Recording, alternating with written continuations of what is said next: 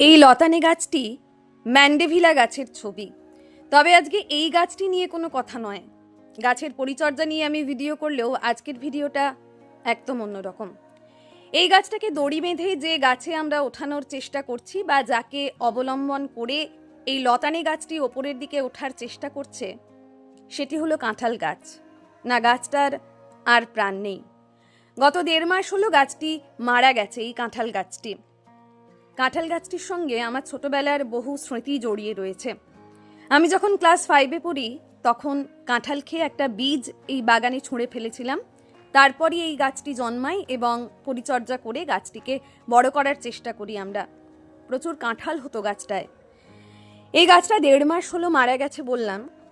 তবে শেষ পর্যন্ত মায়ের মনে একটা ক্ষীণ আশা থাকে। শুধুমাত্র গাছ নয়, সেটা পোষ্য হোক, গাছ হোক, প্রিয় মানুষ হোক, যে কোনো ক্ষেত্রেই শেষ মুহূর্তেও মনে হয় এই বোধহয় সে জানান দেবে যে সে বেঁচে আছে, প্রাণ এখনো আছে। তাই এই গাছটিও তার ব্যতিক্রম নয়। কিছুদিন আগে পর্যন্ত মা বলছিল এই বোধহয় একটা সবুজ পাতা দেখা যাবে আর মনে হবে গাছটা বেঁচে আছে। না, তার হলো না। শেষ পর্যন্ত নিশ্চিত হওয়া গেল যে গাছটি মারা গেছে। তো অনেকেই বলেছিল গাছটি কেটে দেওয়ার জন্য, কিন্তু মায়া বড় বিষম বস্তু। গাছটিকে কোনো মতেই বিদায় জানানো গেল না। সেই দিনই স্থির করা হলো একটি লতানে গাছকে এই গাছটির সঙ্গে পেঁচিয়ে ওপরের দিকে তুলে দেব, যাতে একদম ফুলে ফুলে ভরে যায় গাছটি এবং মনে হয় যে কাঁঠাল গাছটি এখনো আমাদের সঙ্গে আছে। এই যে বাদামি রঙের ডালপালাগুলো, যেগুলো দেখে মনে হচ্ছে যে গাছটি মারা গেছে, একদম শূন্যতা, সেই শূন্যতাটা যেন একদম পূর্ণতা হয়ে দেখা দেয় বা পূর্ণ হয়ে যায়।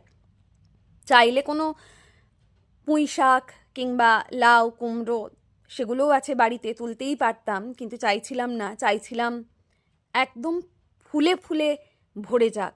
তাই অন্য কোনো রং নয়, সাদা রঙকেই বেছে নিয়েছিলাম। দেখা যাক এবার এই গাছটি, মৃত এই গাছটিকে অবলম্বন করে কিভাবে ওপরের দিকে ওঠে এবং গোটা গাছটাকে সবুজে সবুজে ভরিয়ে দেয়। এইটুকু আশা নিয়েই ওপরের দিকে এই গাছটিকে তুলে দেওয়া। শেষ পর্যন্ত আবারও বলি, মায়া বড় বিষম বস্তু।